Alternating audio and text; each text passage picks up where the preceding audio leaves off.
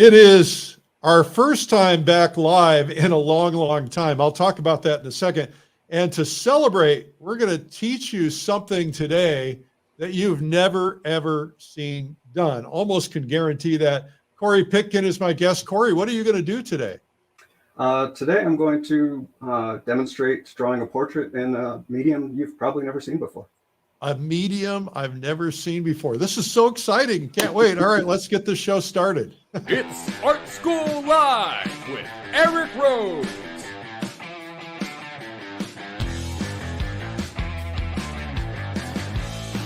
Now, here's your host, Eric Rose.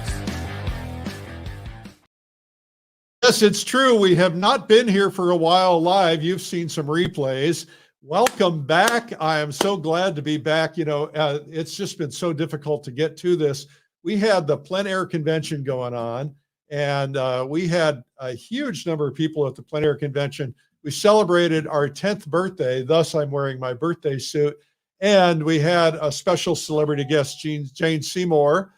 We had a terrific amount of time. We bust out to our painting locations. We painted, you can see a little smoke there. We had a little smoke that first day, not since the first day, because of the Colorado fires. And we painted in these incredibly spectacular places. We had teachers on stage teaching us, and we just had a terrific time. Our VIP group actually got a small special private tour over at Daniel Sprick's studio, which was pretty cool. Then I get back from Pace. I get in the car, I drive up here to the Adirondacks, and then I have my Adirondack event. We had a terrific time. We had 102 people, and we painted together throughout the Adirondacks. Well, most of us painted, and then we just painted the beauty. We had a lot of fun, and that's something that we love doing. The next event actually is coming up. It's called Fall Color Week. It's also in the Adirondacks. The last time it will be in the Adirondacks, and that's coming up. And we have exactly 22 seats left. So that's next. Our guest today is Corey Pitkin, and Corey is an incredible artist. You can see his work. He works primarily in pastel, but you're going to learn something new today, a new form of pastel. He's also an oil painter, fabulous portrait artist, and today he's going to do something very special for you. So let's welcome him now. Corey Pitkin, welcome to Art School Live. Hi, Eric. Thanks for having me. Glad you're here. So you said you're going to do something in a new medium. This is very curious. Yeah, it's called PanPastel. It's a relatively new material that's come on the market in the past couple of years, and it's a pastel without any binder to it. So it comes in a little plastic tub, and you can use brushes, or they make these foam applicators that you have one of those tubs you can show us? I do. All right. Terrific.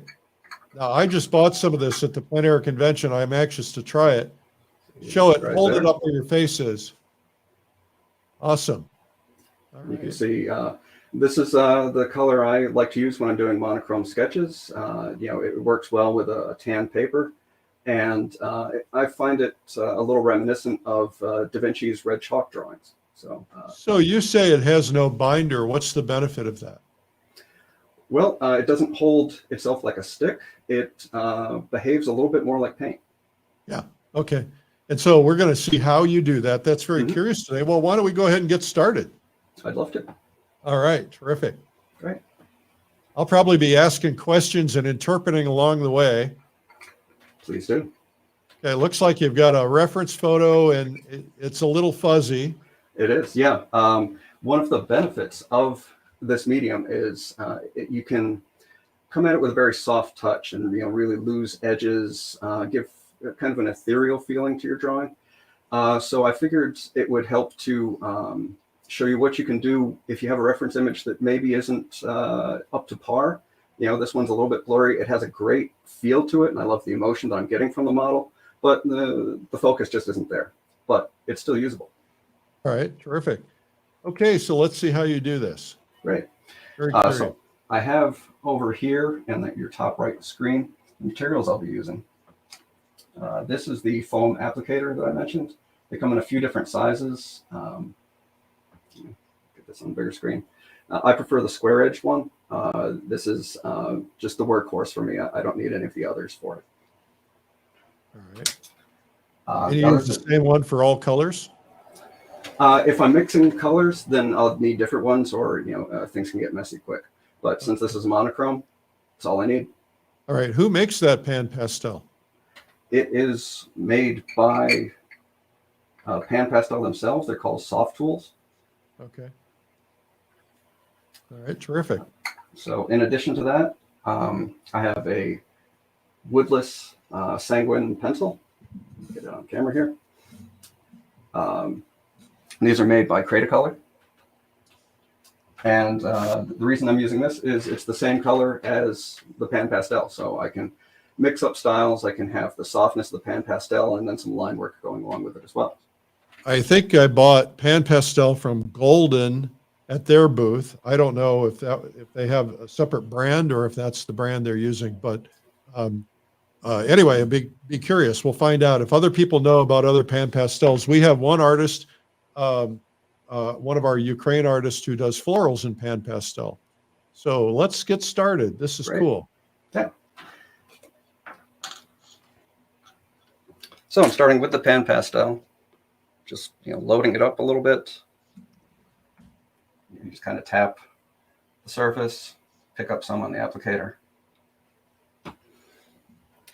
So the first thing I want to focus on is the general shape of the model's head and the gesture of this pose.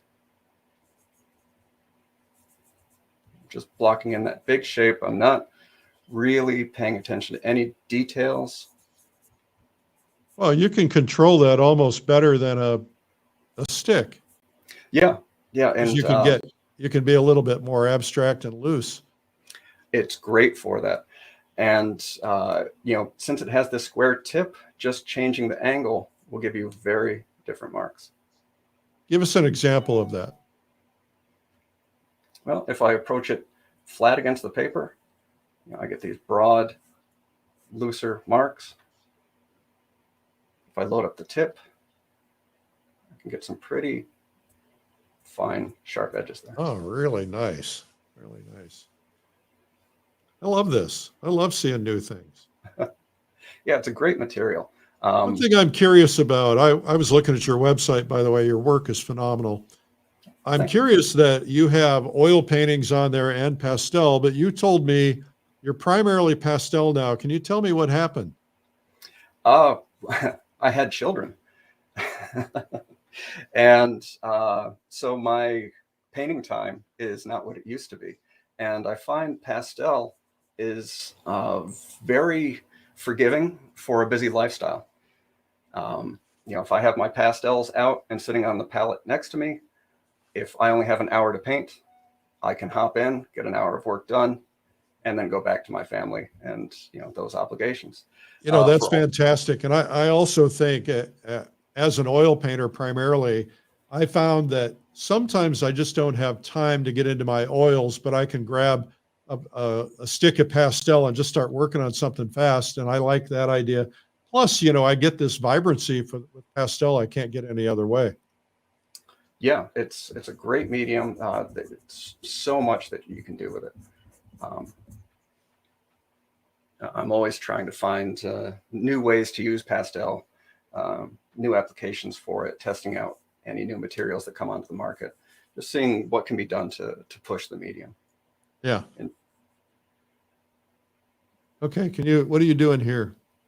So now I'm blocking, I have a general shape of the head that I've established, and I'm blocking in the center shadow line so that I'll have my dark side and my light side. All right.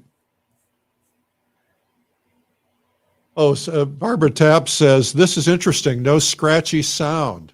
That old chalk on a bulletin board kind of thing. Yeah, it's great for that type of setup where if you're sensitive to that type of thing, this will really save your life. Are you using pastel paper, sanded paper? Not sanded paper. This is Strathmore's toned tan paper. Okay. And it's a very, very smooth paper. There's hardly any tooth to it at all. And that's the type of paper I like to work on when I'm using PanPastels, because it gives me the ability to wipe out some of the pastel. I can get some very soft edges, which you'll see as I get farther along with it, that there'll be a lot of edges that I can really just blow out completely, and it gives a really nice effect.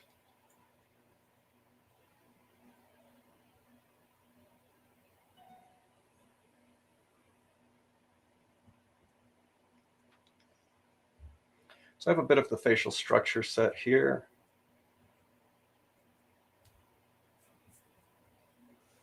Now that I've established that, I'm just going to fill in some of these other spots. I think this needs to grow a bit now that I've figured out the scale of the face.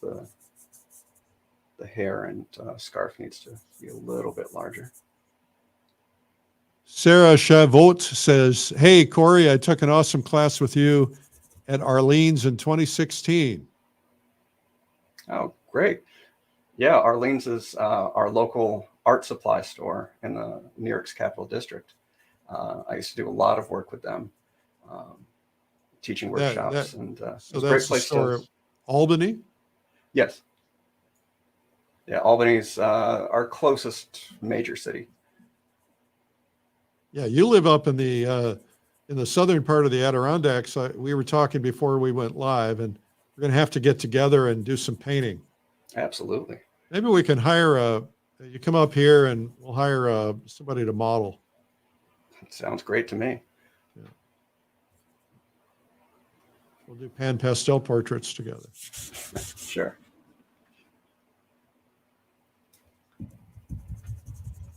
I think having a fuzzy reference is actually kind of nice because then you don't have to squint. Exactly. All of that simplification's already been done for you. Oh, we have somebody watching from Ningbo, China. Daniela. All right. Welcome. You guys, tell us where you're watching from.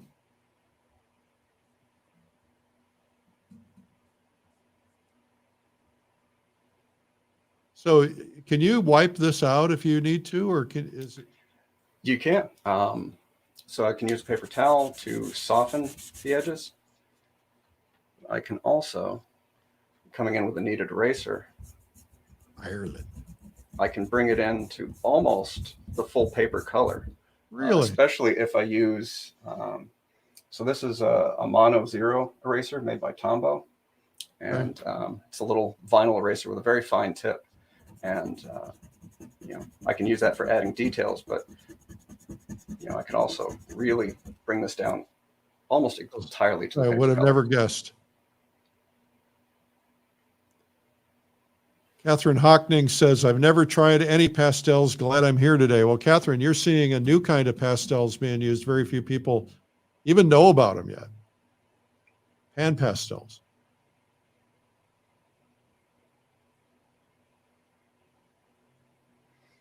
Yeah, it's a great material for when you don't have a lot of time to spend on a sketch, or if you just need to travel light. I pretty much developed this technique going to open studio sessions, working from a live model, where I didn't want to bring an entire oil paint or pastel setup with me. Just wanted to keep it simple, throw some things in the car, and be ready to go. Nice.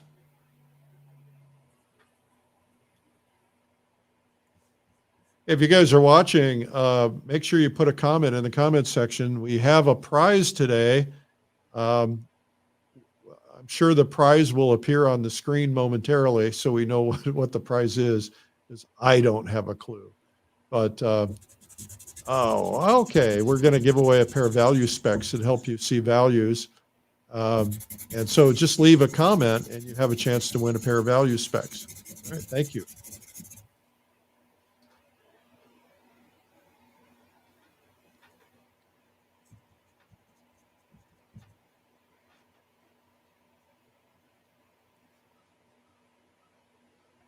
So it's just using a paper blending stump to soften some of these edges, especially in these rounder parts in the forehead. Will you hold that up so everybody can see it in case they don't know Sure. what that is? Okay. Yeah. As you can see, it's well used, a well loved supply in my studio. Nice. So really, you're using a lot of drawing tools, an eraser and a stump. Yeah. Very nice.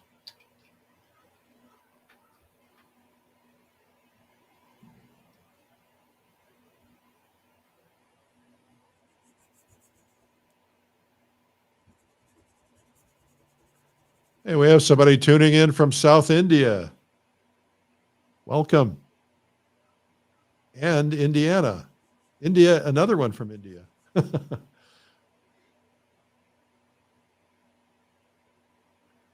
Pam says your painting is developing quickly. Oh, thanks, Pam. Yeah, it's a very responsive material, so you can bring something together in pretty short order.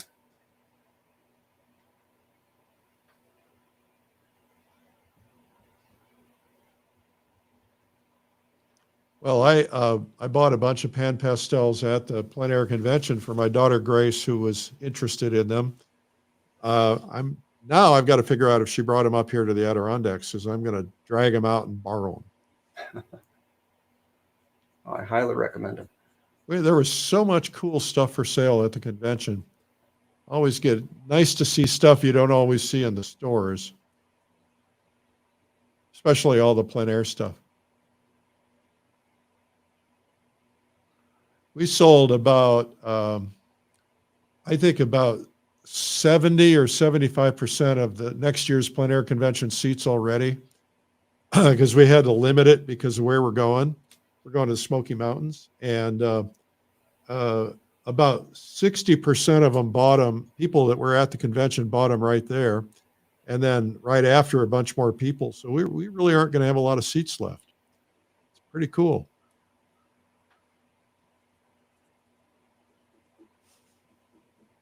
You don't do plein air painting though, do you? I don't do it well. Well, you come up here and we'll work on it together. I know you've got a family. That takes time. I used to, when my kids would go to ball games and things, I'd take my paintings and I'd set up and paint while they're doing their stuff. Or usually, if I had to pay attention, I wasn't. But I'd take them on scout outings, and that way I got to paint too. That's a great idea. And I had a baby monitor hooked up to my my easel. I'd go out in the backyard or the front yard. I lived where there's a beautiful view, and then while they're taking naps, I'd be painting.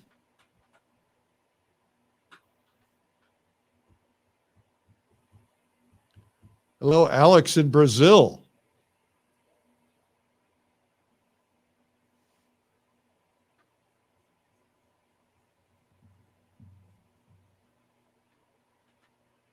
Can you tell us what you're up to here? Well, right now I have an eye here that I'm generally happy with. So I'm trying to get this eye on the left to match it structurally, while I'm also defining the nose a little bit more. It's kind of a push and pull between those two, getting this area to solidify. Really A question from Alka. Do you always do the base value sketch with the brown color? For a full color pastel, no. I usually just will dive in with full color. But for this technique, this is the color I prefer to use. It's a red iron oxide, and I find it a little reminiscent of Da Vinci's red chalk paintings. Yeah, he'd be proud of you.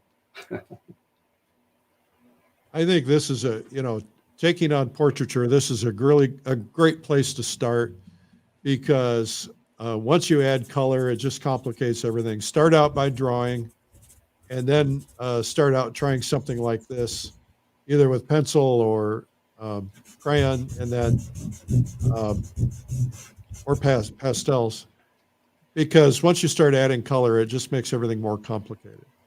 Absolutely.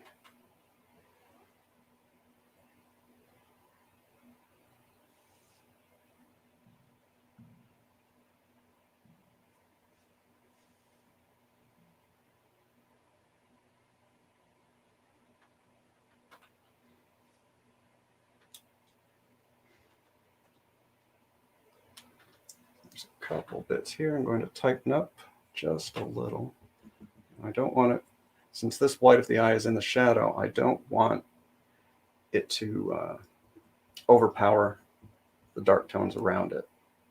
But I do want the eye to be a little more front and center than it currently is. So what tool are you using there? This is the Mono Zero Eraser by Tombow. Oh, so it's in the shape of a pencil.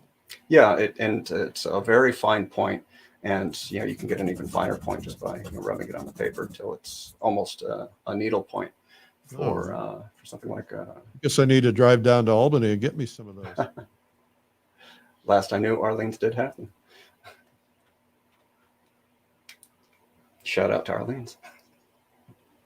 Yeah, Arlene's going to get a lot of business for all the people in upstate New York watching. Let's hope. Got to support our local art suppliers. Boy, I agree with that. I whenever possible, I drive to the art store. I buy a lot of stuff online, but whenever possible, I try to. Usually in Austin, I'm there once a week. I run out of colors. I go there just because I like to browse and see what's new.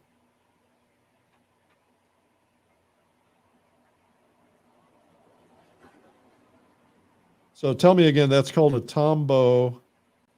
Yep, Tombow is the manufacturer, and this is the Mono Zero eraser. They make a wedge-shaped one as well. I just personally don't find that one as useful for the way I draw. All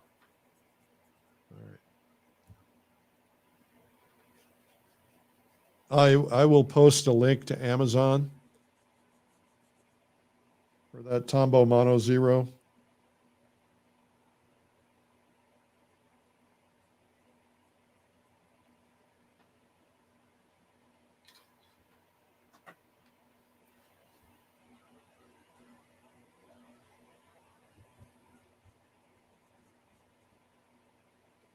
So I have the eyes set, figuring out the exact angle of the nose here so I can keep bringing it down and start to tackle the mouth soon.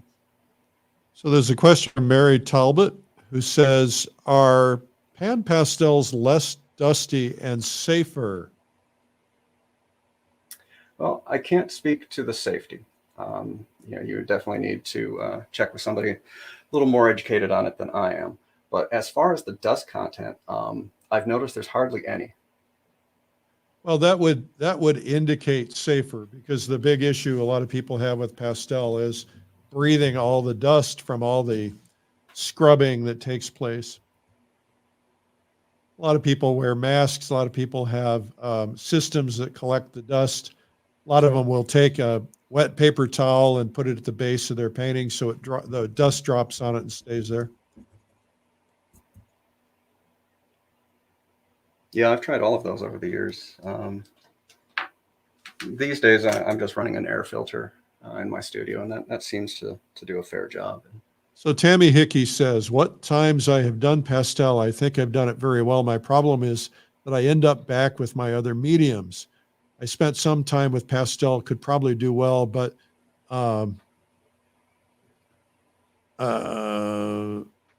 she goes on about her Mono Zero thing. Tammy, we have Pastel Live coming up in August, which is we have a 1-day essentials day for beginners, and then we have a 3-day event with some of the world's leading artists, including Corey, and they're going to be teaching. So if you really want to double down on pastel, this would be the great way, because you'll see all the different techniques, approaches, styles, and it's really about what you'd spend if you went out to dinner and got a bottle of wine. So it's not very expensive, especially for 4 days of content.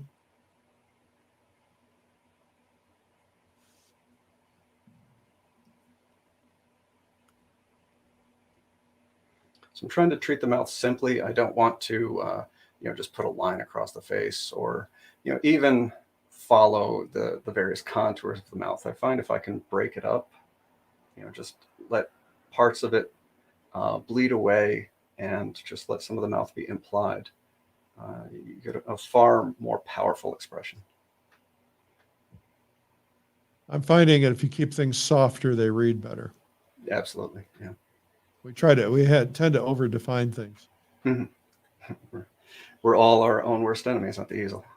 So you were just down at the American Impressionist or Pastel, what was it? The American Pastel Society event, right? Yeah. The Pastel Society of America had their big annual exhibit, and plus there is the IAPS, which is the International Association of Pastel Societies, and they have a huge biannual convention. Yeah, they're not doing one this year, No, but they'll have one again next year. Great organizations. absolutely, yeah.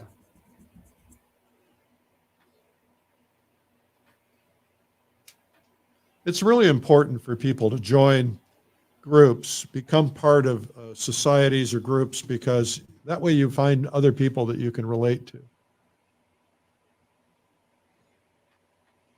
Yeah, I couldn't agree more. You may not always find your tribe as it is locally. So these larger organizations can be a great resource when you want to meet like-minded artists.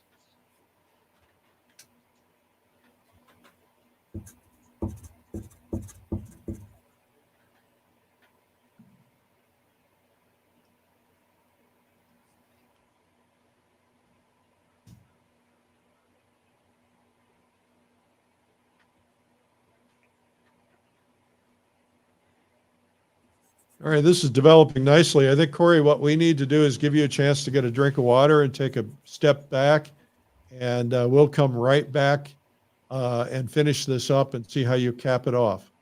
Sounds great. Sound like a plan? Absolutely. All right.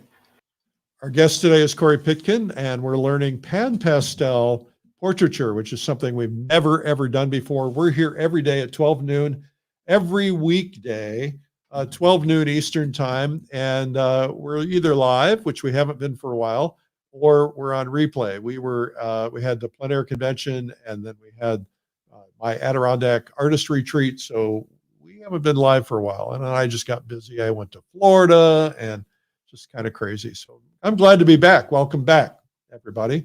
We have a big event coming up, and it's called Pastel Live. And if you're into learning pastel, this is a great place to go. As I mentioned, we have the Essentials Day, August 16, the main event, August 17 through 19. I'll be leaving the Adirondacks and going back to our soundstage in Austin, Texas to do Pastel Live.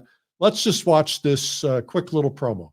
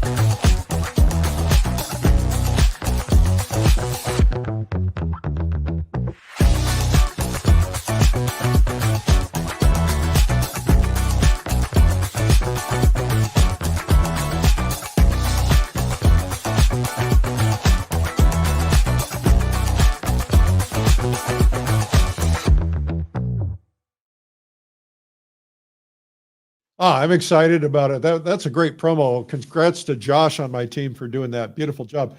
We have some new things that we're going to be doing at Pastel Live this year because we have a whole new production crew. It's exciting. So you don't want to miss it. Be there, Pastel Live, world's largest event for pastel. Okay, back to pastel. Corey Pitkin, who is doing pastel portraiture monotone. Okay, Corey, take it away. Okay, so at this point, I'm just filling in some of these larger dark areas, and that'll really help set off what I've already established here in the face by framing it and adding a bit of an air of mystery to the whole thing. And this also gives me a good opportunity to check my proportions in the hair. Hair can be tricky because there aren't reference points like there are, say, on the face, where you can easily measure between the eye and the nose and establish the distance there. The hair, it's largely a nebulous mass. So I find it takes a couple attempts before I get it where I'm happy with it. Yeah, Max Ginsberg told me something. He said when he paints hair, he does not paint strokes in the direction that we normally do. He would make them more horizontal.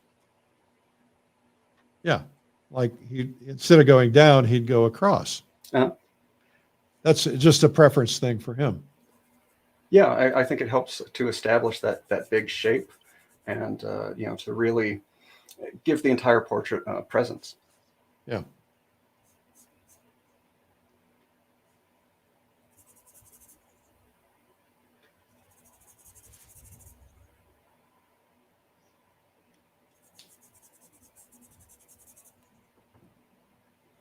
I'm letting a lot of the edges between her face and the hair just bleed together. Well, the mark of a true pro are their edges.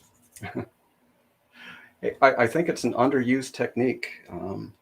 There's so much you can say with edges that, you can imply the anatomy of something, add an air of, I think what Andrew Wyeth called, mystery, or the Halloween of the piece, something that'll intrigue the viewer. And I think especially something with a lot of lost edges, you're trusting your viewer to be able to figure out what you've drawn, and you're engaging them a little bit more, because it's not as straightforward. They have to look deeper into your piece. Okay, Kathy Teasdale says, I'm watching from a Subway restaurant having a quick salad as fast as you can chew lettuce without choking on it. Kathy, I want you to stand up in Subway and say, hey, everybody, I'm watching Art School Live at a worldwide audience, and you can learn to paint. Let's see if you have the courage to do it. All right. If she says she did it, I'm going to give her a reward. Especially since it's our first day back for a while.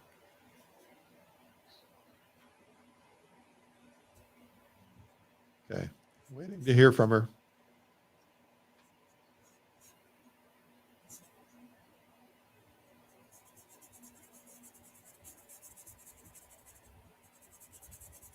So could you, if you decided, if you wanted to spice it up and add a little color to it, how difficult would it be? Would you just put the color on the light side, or what would you do? Well, there's enough tooth to where I could put the color on the dark side and, still let some of this show through. So it would be a little bit like with an oil painting. If you have an underpainting and you're letting some of that show through, especially in the shadows, that helps to harmonize the entire piece. What are you going to do on Pastel Live? On Pastel Live, I'm going to be doing a full color portrait. Great. So we'll get a chance to see that. That's going to be interesting. Yeah, it should be a lot of fun. I use a palette that I've invented that leans heavy on earth tones and chromatic grays to get flesh tones. Yeah. Just for the benefit of everybody tuning in, I just want to show everybody a little bit of your work, because to see some finished work, let me see if I can find it here. There we go. That's just beautiful. Is that your son? It is, yeah. Yep, that's my youngest. How many kids? 2. Two. Some of my older pieces have my daughter, but as she's approaching her teen years, she doesn't want to sit for dad anymore. Yeah. Mine never did. Dad, I don't want to sit. Get them while you can, or else you're doing photographs. Yep. Even sitting for the photograph can be tough. I get it. Well, bribery works very well. It does, yeah. So now you're using the crayon. This is the blending stump. It is the blending stump. Mhm. Okay. Just bringing some of that tone over into the lips so that they're a little more defined. This kind of implies the color of the lips without having to bring additional color in. And, just in general, softening up some edges.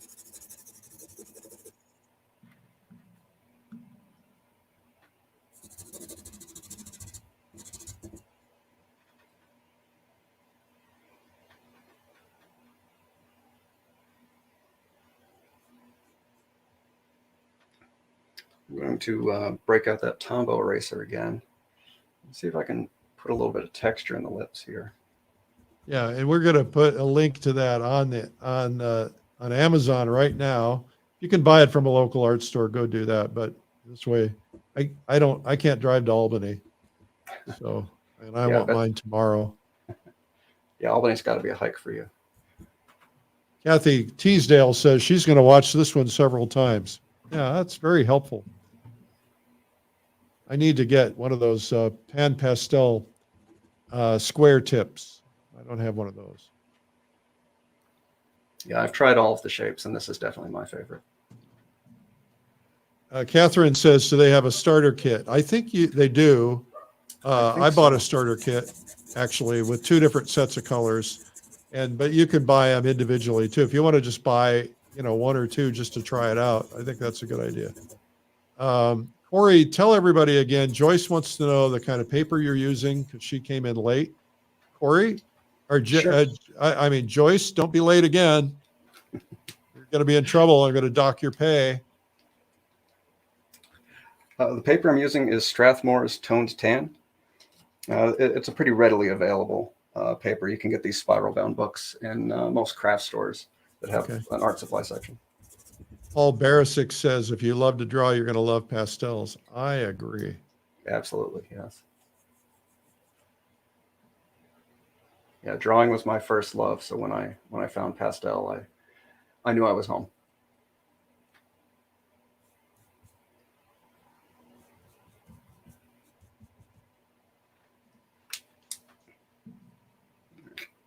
So I also have a pastel pencil here, and this is made by Derwent. The color is pale olive, and I'm just going to use that to bring a little bit of highlight in here. I prefer this pale olive to, say, a white because it's going to be more subtle. White might be a little just too much contrast between the paper and the mark I'm going to put on. So it's a pale olive? Yeah. It matches the paper color rather closely. But it does help to build up that form.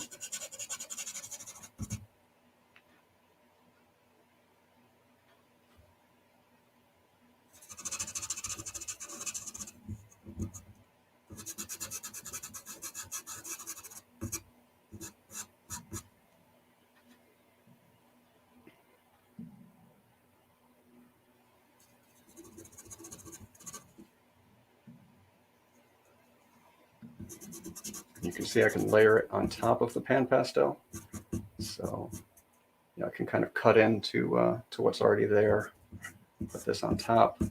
And unless you get up close, it really comes very close to matching that paper color. Is there a reason you don't use pastel paper? For the PanPastels, I like this very smooth paper because the PanPastel glides across it, and I can use the PanPastel almost like paint. Yeah, so that way you're not getting that scratchy sound too. Right. When I do a full color pastel, then I do use pastel paper. You do? Okay. Yeah. All right. Well, we're going to see that on Pastel Live. And we have a lot of the manufacturers going to be selling their products. I will have to reach out to the PanPastel people.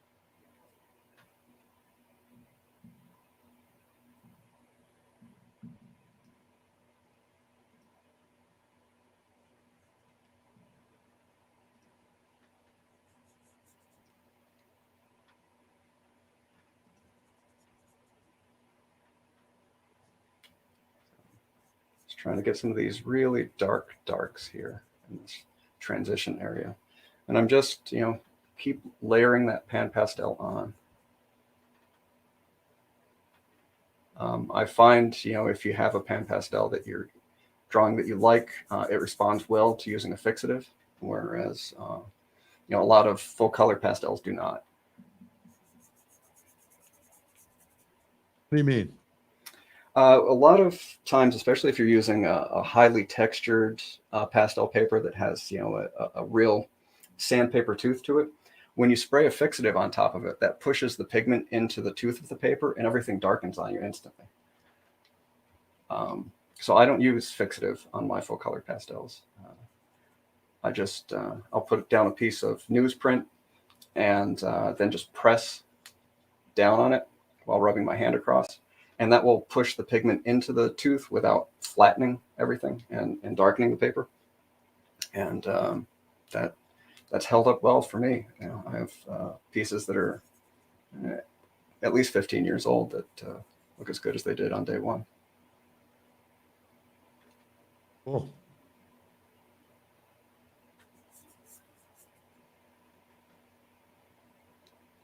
Yeah, a lot of people say they're going to watch it again. That's a good idea. Watching again is a good idea.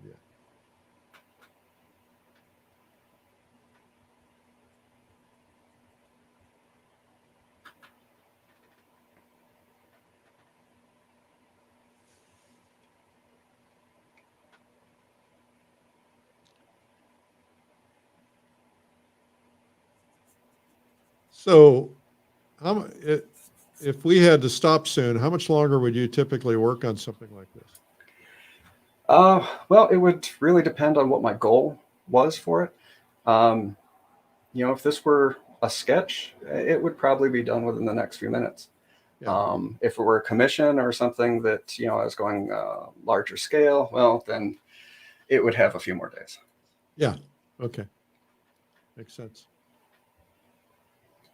If you guys like this, give Corey a thumbs up or an applause or a heart or something, a smile. We like to encourage our guests. Dolores Testerman says, I've watched some of your videos at least 10 times. Okay, Dolores, you're awesome. Yes, thank you, Dolores. Always good to know that the work is appreciated. Absolutely.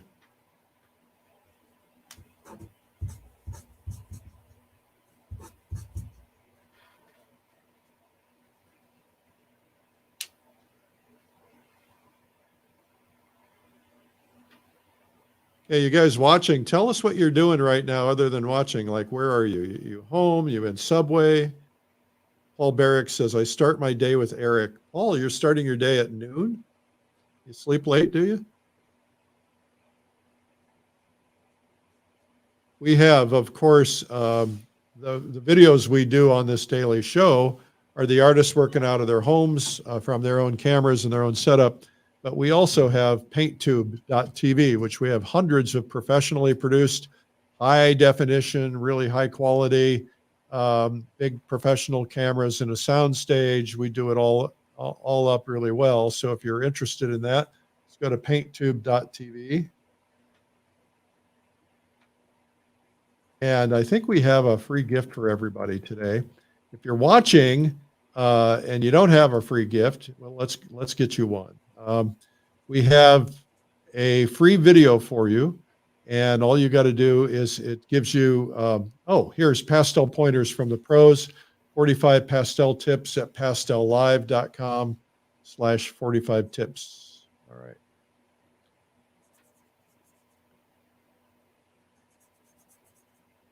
If you are not a subscriber of this program, you can subscribe on YouTube. Just go to Art School Live and subscribe and hit the little bell. That way you get notification. And if you'll give a follow on Instagram at Eric Rhodes. I'm also now on Twitch. Who's on, did I say Twitch? Threads. Who's on Threads now? It's like, oh man, we have to do more stuff. So now I'm posting daily on Threads, on Instagram, on Twitter, on LinkedIn, on Facebook. It's getting tedious. But you got to be where people are.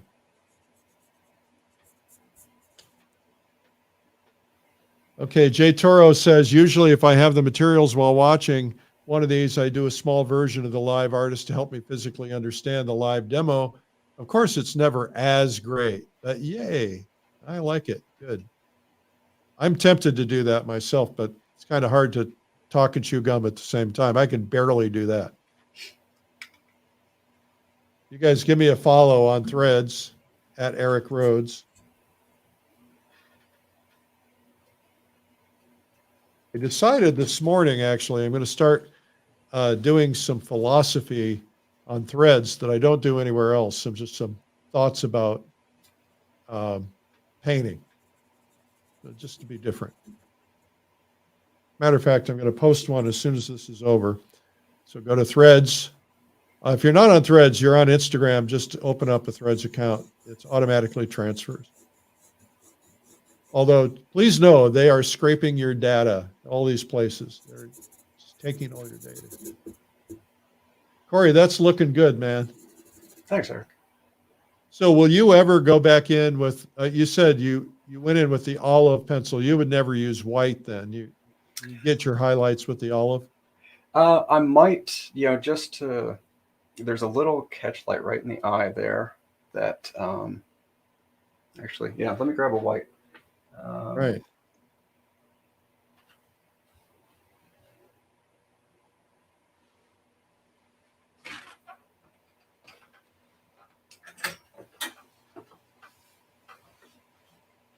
Hey, Corey's grabbing white.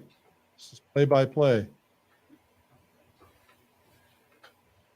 Mark Payne is saying Pastel Live dates, are they correct? Amadine will put up a slide real quick to show you what the Pastel Live dates are. Okay, now we're going to block him putting the white in. Let's do that real quick.